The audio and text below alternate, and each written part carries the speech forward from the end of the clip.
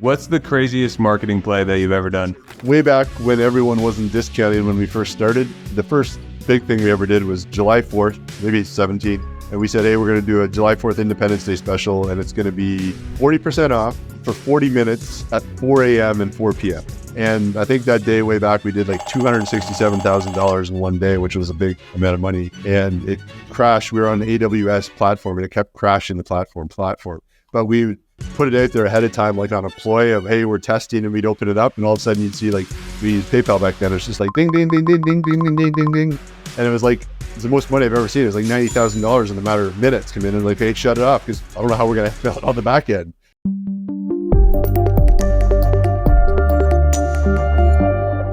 Before we get started, I got to give a big shout out to OpenFortune for making today's episode possible. OpenFortune flipped the fortune cookie on its head. With over 2 billion fortune cookies reaching 47,000 restaurants, they gave marketers one of the most creative assets out there, the fortune cookie you know and love. I've worked with brands like Chime, Duolingo, Zelle, ZipRecruiter, and many more. But shout out to OpenFortune, the guys who make this possible.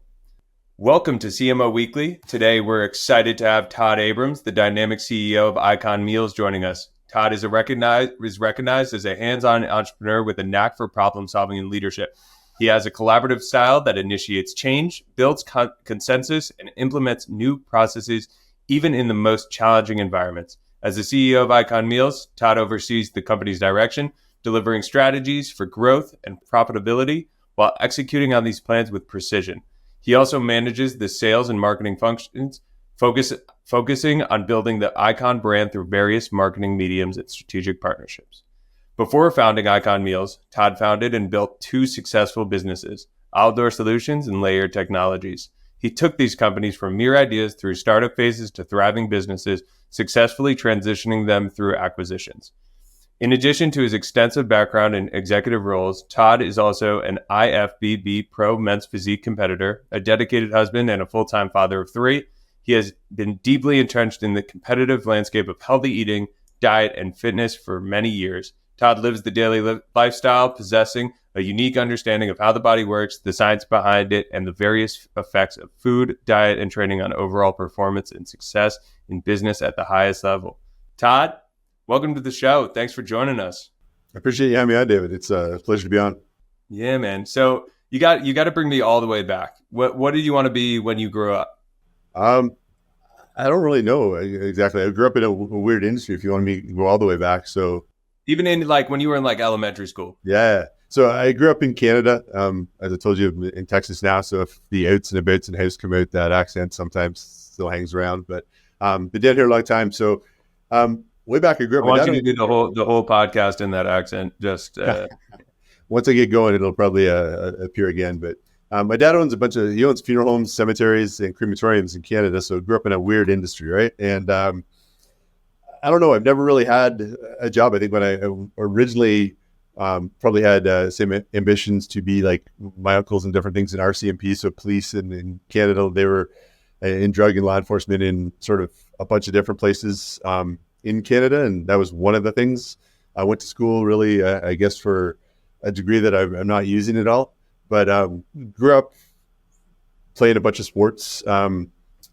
We'll tell you one thing back later on, but I grew up more or less the fat kid, right? My nickname for a long time was Lumpy. So through all my adolescence and all through high school, I grew up Lumpy. I knew I loved playing sports. So I played a lot of junior hockey. Played junior hockey till I was 19 in Canada. That was the sport. And from that standpoint, I knew sort of that I love working out, doing different things, but I didn't really know anything about any nutrition or anything at that time, right? I knew sort of, I don't know, enjoyed food going in my mouth, everything from the McDonald's and all that. Then growing up later on, partying in different things. But early on, I guess that would be an ambition. But if you look at a little bit later on, I've never, I guess, really worked for anyone, right? So I don't even know if I'm really probably employable. But had a bunch of different jobs. I'm curious, like what from your background and your dad's entrepreneurship journey, as well as like junior hockey, what did you learn from those two things that you take today into Icon and everything you're doing? Yeah, I think the one part of the with my dad's journey and the businesses that he had and then the other things is really, I guess, about risk and how you look at risk, right? As an entrepreneur, I think many people they have great ambitions of building different things and I don't know, growth and different stuff, but it goes back to sort of when people ask, hey, what do you do? It's like sort of whatever it takes, right? And as an entrepreneur, that means a lot of different things. It means maybe, I don't know. I think prior to that, if I take it back, it even has to be more on like an element of personal development to get you where you need to be, to have the confidence to move forward. And seeing my dad take different risks in growing his business, reinvesting that, working the long hours, the hard time, I think he ingrained in me to be able to bet on myself, right? To really, and that has changed my definition of risk and how I look at growing my business. So I've always been like the one that, I don't know, I put my money where my mouth is. I'm the guy that's going to build a product or whatever. And we're not going to hold it back until it's perfect, right? And in my world, I learned a long time ago, and from my dad, I think perfection's a myth, but I've always had a saying, I say better is perfect. And if you can just work on, if you're building a business or anything in life, if you can focus on being that 1% better on a daily basis, then that's you're on your way to building that perfect business or whatever it is, right? And tell me just like a little bit about you. You said you know are not employable because you've just started so many businesses. Tell me about your first journey and dipping your toes into entrepreneurship and how that went. Yeah, so I haven't had a ton of businesses, really. I've had 2 startups that I've exited both from. But prior to that, like I'll give you an example. So I was playing hockey in Northern Canada, and it was the summer, and I lived in a small town, probably 3,500 people, farm town in north of Toronto. And Honda was the big thing that came in there, right? So before Honda came in, there was 3,500 people in that town. All of a sudden, Honda brought 15,000, 20,000, probably way more people now. And that was like the job, right? So I was probably 17, 18 years old, and everyone's like, oh, you got to come back for the summer and work at Honda. And I'm like, Honda, right? Whatever. So listen to my dad, because if like there's people with PhDs, MBAs, and they're all working at Honda, right? So go back in Honda, have my interview, and I get in. It's like, oh, you're like set for life, etc. And back then I was probably making $20 an hour, which is a lot of money, 17 years old, whatever. So I get in, you go in and you wear this white jumpsuit, right? You put on this white jumpsuit. And I still remember walking down between these yellow lines. You're walking down between the yellow line, and you're going to go do 4 shifts. For an 8-hour shift, you're going to do 4 jobs. You're going to put on steering wheels. You're going to change a lever. You're going to put on a tire, and you're going to put some piece of dashboard in. And I'm like, what am I friggin' doing? Like, and then the whistle blows, and you go back up, and you walk up with your jumpsuit on. You go into the cafeteria, and that's your day. And I'm like, I quit after 2.5 weeks, and my dad was like, what are you doing? You've ruined your life. Like, you're like banned from like, well. And I'm like, what did I do? And it's my mind just can't, I'm not wired like that, right? So what did I do? I went and I took a network marketing job that I had 0 base salary. I was working 120 hours a day. And I think back, it's pretty crazy because I was in like this suit. It's 100 degrees outside. I'm knocking on people's doors in downtown Toronto. Like nowadays you'd get shot, right? But that's my definition of what I needed to do. Just my brain's wired. Like I'm not one that's really built well for structure. And I think like that was the start to my entrepreneurial journey. And then through the network marketing, it tied into a lot of personal development, right? The way back on all the different Zig Ziglar and everything, right? But from a sales standpoint, that's where I learned a lot of my sales skills and leadership skills, building teams, growing teams. And then from there, that was sort of the first forte. And then coming out of college, I was going to be a ski bum. We just decided, hey, we're going to take a year off, go to Western Canada and be a ski bum. And I still remember I was in Cuba, because you could go to Cuba as Canadians, and we were in like vacation, whatever, at the end of school, me and my wife now, but my girlfriend. And my mom called me because I had applied for a couple of jobs because I needed some money, right? So I was applying for like a driver and different things just to make some money before I went ski bum. And this company called Edge Technologies, the guy called back and he's like, hey, can he sell? And she's like, called me, whatever, in Cuba. And I'm like, sure, whatever. He's like, okay, wear a suit. So I go back anyways. Long story short, it's like this young company that we were selling computer components. So we were like one of the first manufacturers of the old white box PCs, right? It was called KTX, the brand. We had all like in Canada, Best Buy, like Future Electronics, all these. And we were selling like the chips, the old Cyrix and x86 microchips and memory and stuff. But I started selling. I remember I had a room that was like, he's like, hey, can you sell? I'm like, I don't know, sure, whatever. So they gave me a list of products. It was a 21-year-old guy myself. I was like 20 years old. And it was owned by a Chinese billionaire. They were publicly traded in Australia. It was a crazy run. I tell you that because I painted my office blue because it was concrete office, right? So I painted it all blue, but I was literally nonstop. I built this formula of fax blasting and a follow-up. And we had that company doing like $2 million a week. And we grew that business in Canada to $110 million over the next 2 years. But that was my first forte into like, and again, lots of different lessons on entrepreneurship, right? Because built sales processes, built people. I went to Montreal and opened a Montreal office. Why do you think that business was so successful? It was right product at the right time, sort of industry. That was when like monitors and stuff were just getting going. So we were bringing in like containers of 15-inch monitors. I remember selling those for $400 and they're costing us like $60, right? And different things. But we had a huge, it's a different story. But like when I went into Montreal, we sort of took in some of that, I'll call it Chinese mafia clientele away. So I had a pretty experience there. I got robbed and a bunch of different things. And that's actually how I got into the States. But it's over the course of a few years, I learned a lot of different lessons. I came down to the States to actually get us a headquarters in the US. So we opened a purchasing office in California just because of Hong Kong is up West Coast. And then ended up going to New York, Chicago, Boston, and ended up liking Dallas weather a lot better than those other places. So we came here, bought a warehouse, and that's how I ended up getting into Dallas. What's the biggest difference between business in the States versus in Canada? It's a lot of difference. Like entrepreneurs, I find a lot of my buddies that are in Canada that have big businesses are either one offshore now or have assets diverse, like different businesses, again, offshore in a lot of places. But from the standpoint of that, it's a different mentality. It's also, I think, the weather. When I was in Toronto and Ontario and stuff, it's dull, it's rain. It's like being in Seattle a lot of the time. And my whole mentality changes, right? When I'm in Texas, it's going to rain, but it's sunny all the time, right? It's just a different output. And, but again, I just, for me, most of my business, I guess, growing business has been in the US. So, again, there's a lot of different legislation. There's a lot of different laws. There's a lot of different taxes. So in Canada, it's crazy with the HST and the harmonized taxes. Also, some of the other things, including labor laws and how those things go, there's a difference. But again, one of the biggest things is the tax advantages down this as well. So, you were in tech and solutions, right? Take me through those two businesses and, what led to successful exits there. Was it just right place, right time, or was it something completely different? Most of my, I guess, success on that side has been through my network. And that's one thing that I try to focus on quite a bit, is just being able to grow my network. The first company, Eldor, I had, we were one of the first companies doing funeral home management software. So like I started back then, it was way before the time, like my dad and those guys didn't have email back then, no websites. We probably built close to, I know, well north of 10,000 websites for different funeral homes.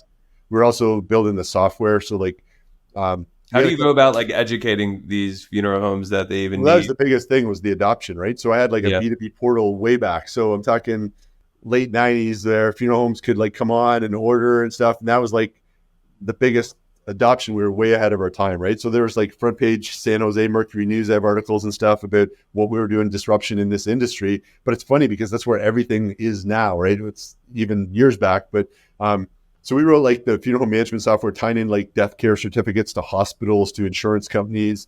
Our software is still used in many funeral homes today. We had like, I don't know if you guys know what VentureWire is. VentureWire is like, of course, for private equity and stuff, but we had something in the funeral industry called FuneralWire. So it was like the funeral industry news to all the funeral homes that subscribed. It was all advertising based, et cetera. We owned funeralemployment.com, so employment for the funeral industry. We had Memorial Cast, which was one of the first before FaceTime and stuff. But let's say my mom, I don't know, someone's mom died in Australia and they couldn't get there.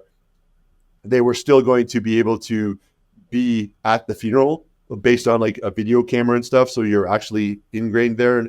So Memorial Cast was one of those earlier adoptions. But from that standpoint, it was really just through the network of people we built. And then we met someone else who was in the industry, and we did a lot of business with a lot of publicly traded consolidators. So we ended up selling to a publicly traded consolidator who bought the software and the whole platform and stuff as well. How did you make that pivot from funeral sales and wiring and all of that into a B2C focused massive company like Icon Meals? Yeah, so I think there's one transition that probably needs to be added in there before. So we built Layered Tech, which was our big hosting company. That's the biggest company I've ever had. And that was the one from the funeral company. So we started as a need hosting. And this was what I think like a lot of entrepreneurs need to look at. So you can build multiple other businesses or other revenue streams from one company on needs that you're providing a solution to yourself as well, right? So that was like, we were having all these applications, building all these websites. We needed to host that somewhere. And then we started to grow. I needed more and more hosting space, more and more for email, et cetera. We're like, shit, we can do this on ourselves. Why don't we just build the platform? So we started building a platform, and we were one of the first early adopters of cloud computing. And then you guys both probably know WordPress. WordPress, like we were the first guys ever to host WordPress. Barry and Matt I've known since day one. Matt was still at CNET. His first 2 servers were on his personal credit card when he bought them. When we sold the company in 2014, I think they had 67,000 servers or whatever with us all around the world. But we also did like PCI compliance for MasterCard, American Express, Visa. We had the cloud computing. One of our biggest customers was Computer Associates on the platform for scale. We had Mitsubishi Corporation, who's the guys that own all the 7-Elevens and stuff in Tokyo. So again, that was built out of a need of us providing a solution. Then we just continued to scale that. And then we had Excel KKR. So you guys might know Excel, one of the biggest 2 private equity companies. They were my partner for 9 of my 14 years. So we did 4 other acquisitions, and then we were supposed to sell that to Silver Lake Partners in 2014. Some differences of opinions and some things. So we ended up selling to DataPipe, who sold to Rackspace. And Rackspace is still publicly traded today, and our federal division is still inside Rackspace. But again, pivoting from that one to food, my wife's like, can't you just like be done? Like, can't you go get a normal job and be done? And she knows that's not my style. So again, it's more a passion project for me. As I mentioned, like going back, right? I grew up the fat kid, and that nickname Lumpy. I truly believe there's 2 reasons why I started Icon. One was because I truly believe food can change people's lives if it's used correctly. It's a tool. And 2, from a business standpoint, I always have to have 2 things in any business I start. One is my mentor always told me residual or recurring revenue in my software business, in my hosting business. And food, what is that? That food is that stickiness, right? Our average consumer buys 2 to 3 times a month. And again, you get that stickiness, et cetera. And then the second thing you have to have is a solution to a problem. And the solution for us was that element of convenience, right? You guys live busy lifestyles. You're running companies, you probably maybe have kids, you're doing different things, right? But again, we wanted to be that trusted partner, that element of getting healthy, prepared meals to someone in a convenient, affordable fashion, and allow them to focus on, I'll call it their zone of genius, or building their business, or being with their family, not taking time away. And that was that solution element of why we started Icon. And at the time, were there any really other competitors, or were you a first mover in the space? I'd say we were close to a first mover. There was a couple of big ones. The big ones, of course, still exist today, right? They get the HelloFresh, but they're more like they're a meal kit. You had Blue Apron, more meal kit, right? We were one of the first adopters, and I think probably the first one in the custom meal space. So we started a little bit differently. If you go today, we have signature meals, but we also still have our custom meals. And that's when we built the business off. I was picky. I wanted to be able to go build my own meal so I can pick a protein, pick a carb. If I want veggies, I pick a portion size. And those are just like steam baked, boiled, etc., grilled.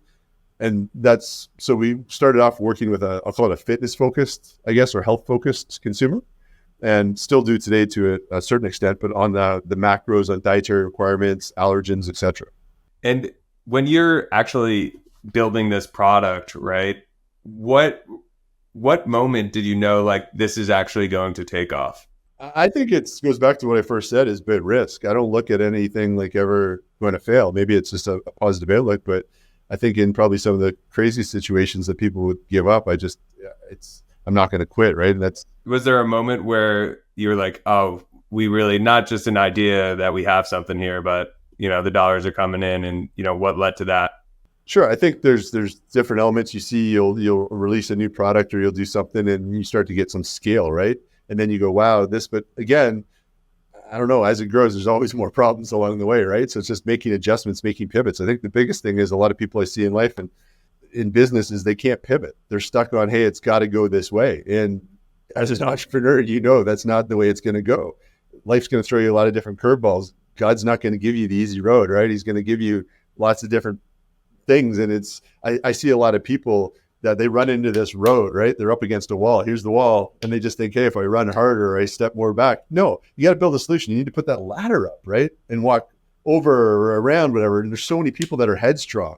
And I think you need to like understand to remove ego. And that's a big thing of growth, right? I see a lot of people with a lot of great ideas, but their biggest barrier to moving forward is themselves. And so there's a lot of different lessons I think there, but the biggest thing I see, and I talk to a lot of people, is that element of risk, because you have to bet on yourself and you have to trust in yourself to be able to grow. If you don't, I'd say go find a mentor, go find someone in mastermind, whatever, that believes in you more than you believe in yourself, right? To help you along the way. And one thing I learned from early on, like I told you, network marketing way back, but I've always been a big person to have a coach, to have a mentor. I have multiple different people, right? I'm in different masterminds. And what I want to do with those groups and with those people, I want to time collapse, right? I'm a big guy. I want to know, hey, David, what have you done to be successful? And if I'm in that industry, I want to take the least amount of time to get where I want to be. And what's that? And people don't want to invest in themselves, right? I spent hundreds of thousands of dollars in masterminds and personal development, in books and different things. And I think that's a key thing to making myself know and have the confidence and trust, even in the worst situation, I'm going to get through that, right? And I'm going to be able to grow. And then it's also by building the proper people around you. And I have a lot of people that like don't want to pay certain people more or this or that just because it's, oh, they got to be the highest level. No, surround yourself with the people, the expertise, the experience that you don't have, and build this killer organization. Because as you guys know, it's the people that build the business. It's not you. A great idea without execution is not going to be a great idea. Absolutely. And how is like being a bodybuilder from IFBB Pro men's physique competition, like how is that? I'm just the old guy now. It's honestly more, it's great. I think like for me, it's just, I made a decision like back, I can tell you the date, 2012 New Year's Eve. I was like, I told my wife, and I was like not crazy like fat or anything, but I was like, I am going to do a bodybuilding show. And she's like, we're all drinking and stuff. I said, done drinking. 2012, the last day. That's the last time I've drank. Like I've maybe had a glass of wine or a beer once, but again, that's the last time like I can remember being intoxicated. I miss it none, but it's great, right? And I think it's just, for me, it's not necessarily the standing on stage or the trophy. Like that's all horse shit. It's about the journey. For me, it's about the discipline, the focus, the different things that I like to challenge myself. And I think that was a big challenge, right? And I quickly grew up like, because going from like a national stage on just whatever, doing a few shows to all of a sudden you got your pro card, and it's like, holy shit, you got to like make some decisions and put 10 times the discipline in even to be there, right? And again, a lot of people spend a lot of money doing different things on all these shows, but for me, it's the journey. It's like, I walk around pretty lean all the time, but it's me never wanting to go back to being the fat kid, I think, right? That plays in my mind over and over and over again. But like me training, like my I don't know, daily routine is pretty different than other people's. Yeah, what does that look like? I'm pretty much up at 3:30 every day. I'm training by 4 o'clock. Even if I set my alarm for 6 o'clock, I'm waking up at 3:17, 3:07, whatever.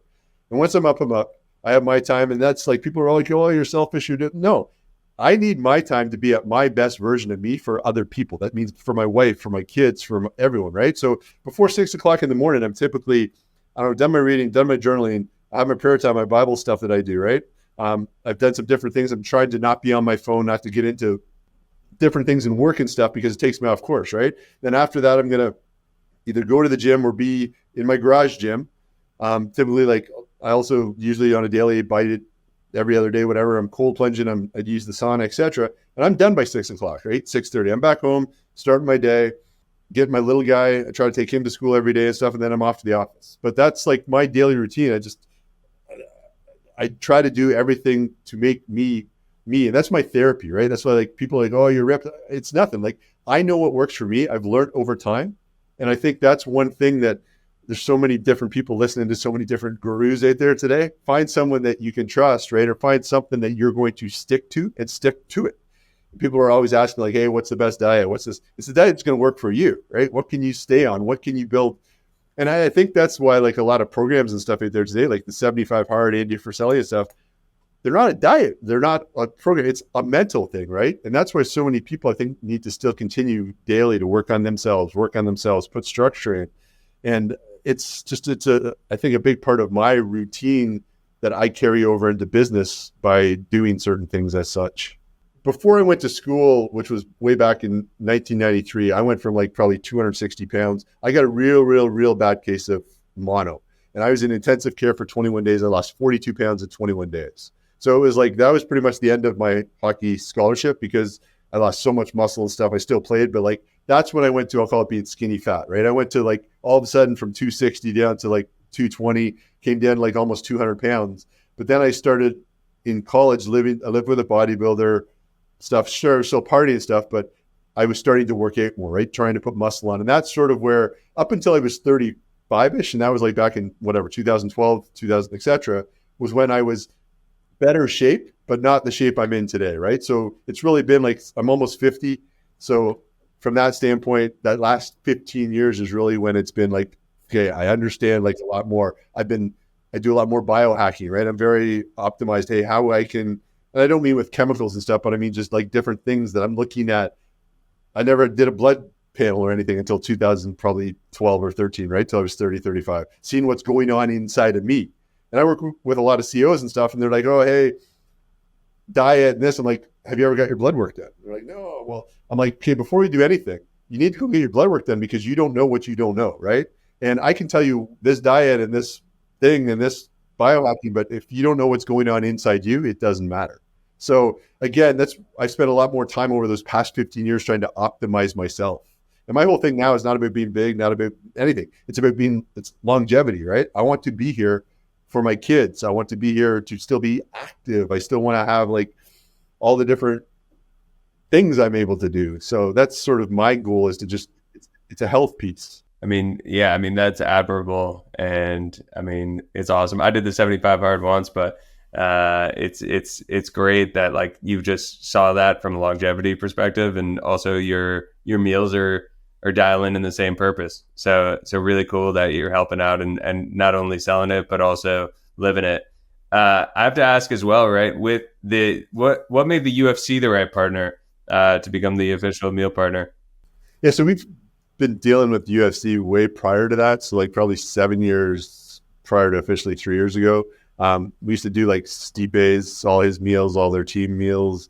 I don't know, lots of different people, like way do you work with the Vayner guys now on that or not? So I haven't worked we work a little bit with Vayner. Like I used to work on the sports team there. Yeah, so a lot of those relationships I have are outside of Vayner. Like I've sat down with those guys multiple times and stuff, right? And as you know, it's all about money. But again, I've got a lot of like friendships as well. Like we were at Stipe's house shooting content with him when his wife had his first baby and stuff, right? So Clay Guida is like a relationship I've had for 10 years. Like he goes fishing with my kids and stuff. And so there's a lot of individuals. And then UFC came to us because they were making a switch. They wanted, we do something, again, I told you that other people don't do. We do a lot of custom meals. So like work with a lot of their dietitians, right? So that was a fit for them. That was important to them. And the big thing was like Ari, who is the head of EDR and stuff, was like, okay, all these guys not making weight, it makes us look stupid. If you're an athlete, you shouldn't need 20 weeks to get in shape, right? Like this is a lifestyle. So one, it's like making sure that they can make weight, and it's not like, oh, hey, go and put on a sauna suit and lose 20 pounds in 2 days prior to a fight. And it's an e-com play as well. It's like, I don't know, let's say it's Conor McGregor or Diamond Dallas, whatever, right? It's like, how do you train and what do you eat? And then that's like, you can put that out there and stuff. But again, we work with any fighter that goes through the Performance Institute. We're pretty much doing their food. So we work with like the 9 dietitians and stuff at the PI, and we worked with like a bunch of those guys on strength and conditioning. And then it was also part of them that they wouldn't do it. They didn't want to do a deal unless they could have some ownership. So they actually own a little piece of us based on that. It's been a great relationship from a standpoint of people say, hey, is it ROI? Like when we're on the canvas and stuff, it's not a traditional partnership that, oh, it's $2 million and stuff, right? Like we have a different relationship. And again, it's been a good relationship for bringing in additional, I'll call it brand building outside of who we are. And again, there's a lot of different things, and we work with, I don't know, there's a lot of great people in there. So I don't know, got some different things that potentially coming down the road there as well. Very, very cool.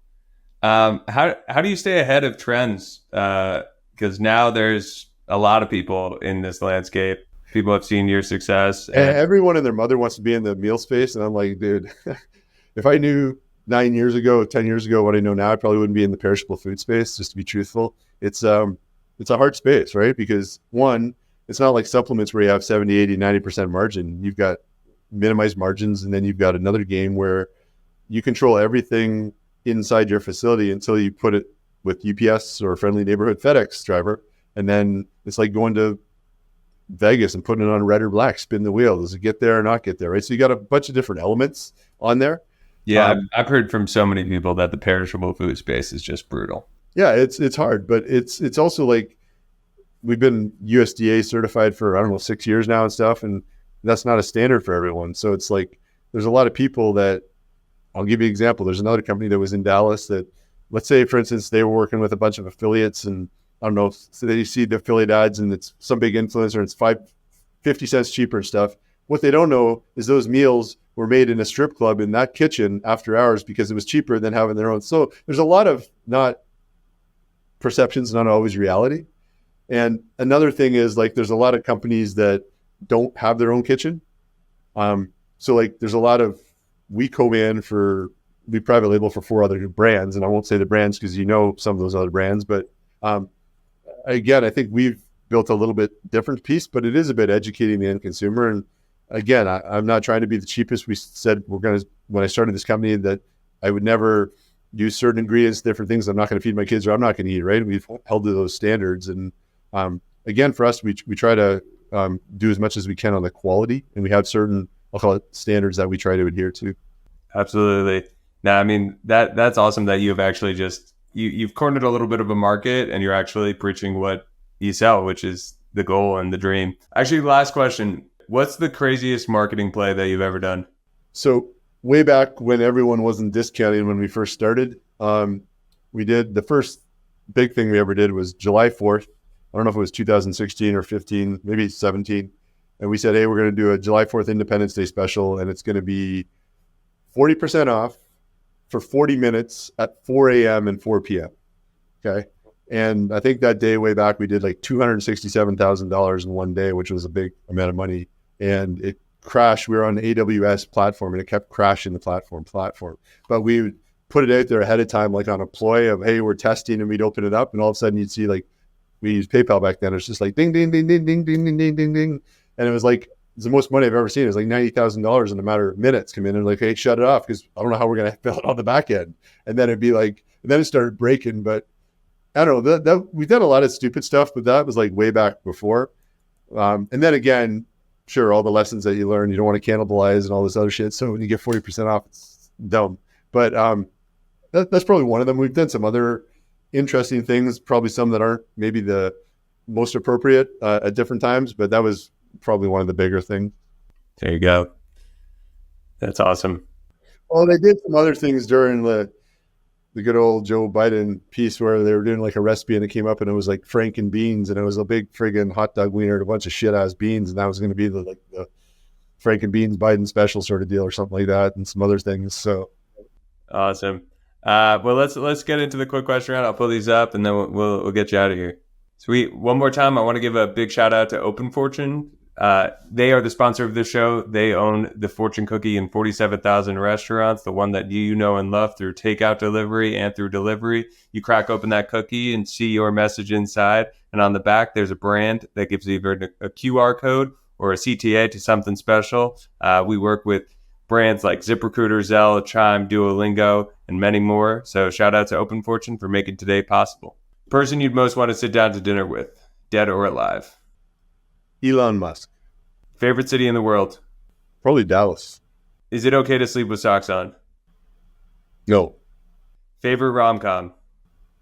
The Bottle, or whatever that's called. Favorite movie? Top Gun. Best spot to eat in Dallas? D. Lincoln. In 40 years, what will people be nostalgic for? I don't know. Pokemon cards. That's a good one. Top 3 CEOs right now? Warren Buffett, Elon Musk,